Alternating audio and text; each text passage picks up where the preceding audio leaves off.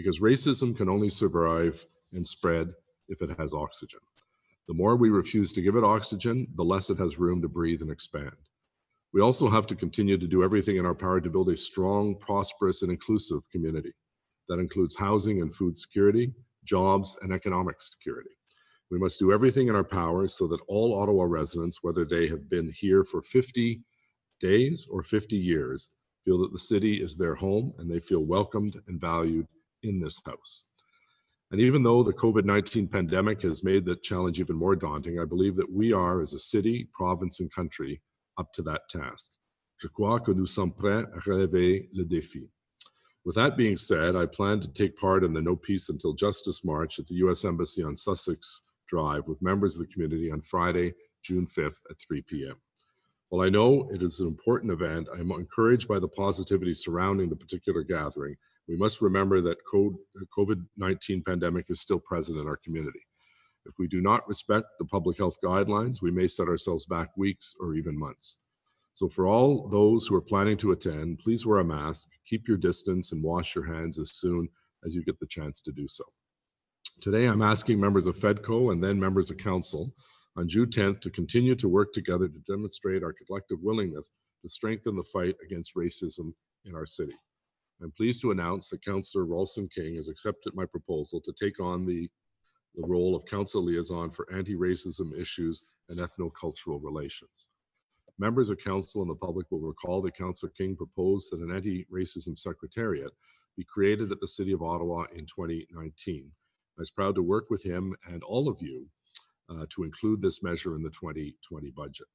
I have a motion today for consideration by FEDCO, and I would ask for the consent of all members to waive the rules, as you have, thank you, so that we can consider the motion today. The motion allows us to build on that plan that we approved last year.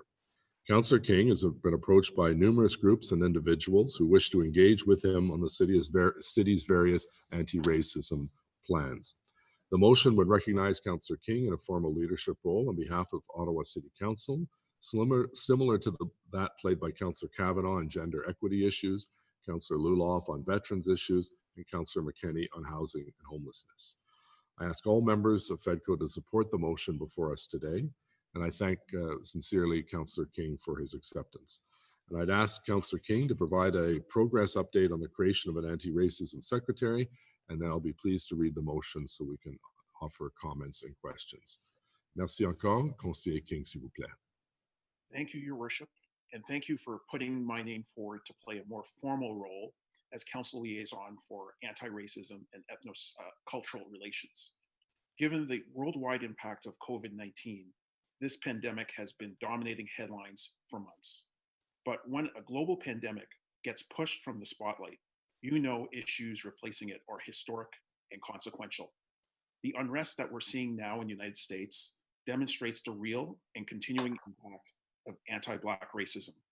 But we must recognize that racism, injustice, and entrenched systemic inequality have as much impact in Canada as south of the border. This country has its share of hate, and Ottawa is no stranger to racism, race-based discrimination, and economic and social disparity. Our city has experienced an increase in hate crimes against Indigenous people, racialized people, as well as the Jewish and Muslim communities. We have seen discrimination through prejudice, ignorance, thoughtlessness, and racist stereotyping, which ultimately has led to disparities regarding income, employment, housing, healthcare, and education. We must also acknowledge that these factors, when combined with systemic racism, leads to the overrepresentation of racialized people within the criminal justice system and recurrent negative interactions with the police. But that's not a situation we accept. And over the last year, we have moved to ensure the city is actively taking measures to eliminate systemic racism. That's why I'm proud that the mayor, along with the rest of my colleagues at council, wholeheartedly embraced my proposal to establish an anti-racism secretariat for the City of Ottawa. When we established that policy unit in this year's budget, the aim was to address systemic racism in our community and within the corporation. The Secretariat will make sure we apply an anti-racism lens to the policies our city develops. We need to ensure the decisions we make and the services we provide are delivered equitably. that they cause no barriers for residents because of their color, culture, or ethnic origin. In partnership with the people we serve, we need to continue to move towards equity. We need to ensure everyone has the same opportunities when accessing the services and programs we offer. If we don't provide that level of service to all people for any reason, let alone because of the color of their skin or their culture, we are failing in our duty. Our government has a responsibility to identify when members of our community are denied equal opportunity to succeed and to eliminate the systemic barriers creating this inequity. It's the goal of the Anti-Racism Secretariat to do just that, whether it's related to employment, governance, health, housing, or economic development. Obviously, the city has been fully engaged over the last dozen weeks with the public health emergency. As a result, we've had to adjust our approach on the Anti-Racism Secretariat to ensure that we were answering the immediate and urgent needs of the community in this time of crisis. But we have made progress. The city's 2020 budget allocated an operating budget of $100,000 to establish the office of the Anti-Racism Secretariat. The next step will be to staff it. That will require a full-time anti-racism specialist who will work with the women and gender equity specialists and the rest of the corporation to conduct an environmental scan and then prepare a set of strategic actions. Incidentally, I'm happy to be working on these issues along with Councillor Teresa Kavanaugh, who was appointed Council's first Women and Gender Equity Liaison. City staff is now in the process of hiring that specialist for anti-racism, who will also carry out public engagement to build the Secretariat. They will establish an advisory committee as well, with significant representation from the community. Unfortunately, the competition for that position had to be put on hold when the state of emergency was declared. But city staff has been able to resume the search and expect to fill the role within the next few weeks. Once in place, the specialist's immediate priorities will be related to the pandemic. They will work with key stakeholders on research and communications about the impact of COVID-19 on racialized persons and communities in Ottawa. Right now, that's where the city's biggest decisions are focused, and I'm pleased that our public health agency will start to collect and analyze disaggregated race-based data in response to advocacy by community groups and health experts. It makes sense that the Secretariat will make that its main concern to ensure that the policies we're putting in place today adequately consider the needs of all communities. I don't want to suggest that the city's Human Needs Task Force hasn't been doing an excellent job of that. After all, the task force was set up specifically to identify the urgent needs and priorities of isolated and vulnerable populations in communities across Ottawa, regardless of race. They have been doing a remarkable job. I know we have representatives from the Human Needs Task Force with us here today, and they can speak to some of the ways they are making their work as inclusive as possible. I very much look forward to staff hiring the specialists for the Secretariat office and for the work we will do together in the months and years ahead. I also look forward to the Secretariat providing support to community groups who have long labored towards equity and social justice, whether they are organizations that support First Nations, Inuit, Métis, new immigrants, racialized, or religious communities. All of these groups call Ottawa home, and they have a right to fulsome participation in our city. I also look forward to the Secretariat participating in the United for All initiative, a local coalition led by the United Way and many community organizations who are coordinating grassroots efforts to overcome hate and violence in Ottawa. We want our residents to know that this council is collectively committed to actual systemic change and to the elimination of racism in our city, which is long overdue. Thank you, Mr. Mayor. Thank you very much, Councillor, and thank you for your dedication and compassion and leadership on this issue. So I will read the motion that I'm proposing.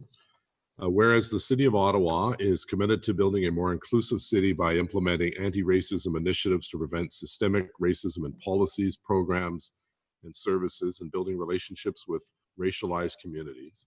And whereas prior to and since his election as Councillor for Ward 13, Rideau Rockcliffe in April 2019, Councillor King has been a tireless advocate for the need to address systemic racism in our community and for ensuring that racial equality is considered in city policies, programs, and services.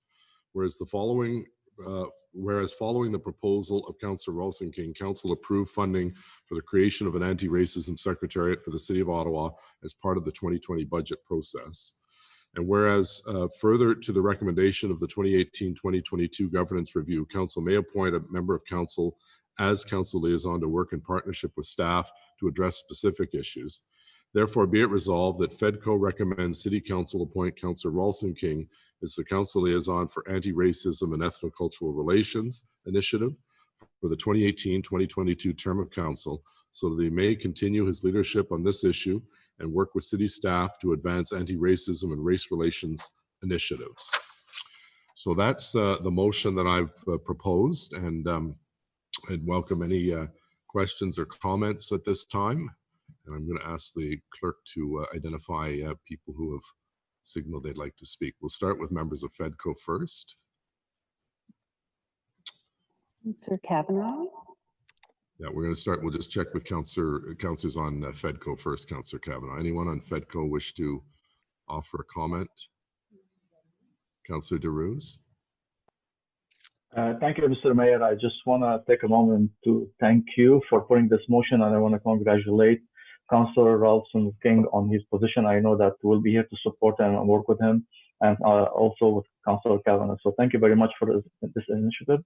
I'm very proud to say that I live in Canada and especially in Ottawa. Thank you very much. Thank you. Merci. Other members of FEDCO? No, Mr. Mayor.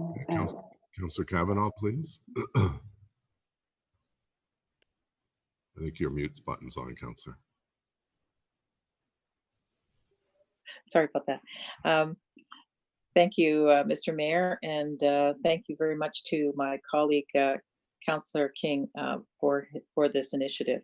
He was the one who worked very hard to bring this forward many months ago, right after he got elected, and he was right that this was very much needed, and I look forward to working with him because obviously there is a lot of crossover between gender equity and in general equity overall, and I look forward to continuing to work with him. Thank you.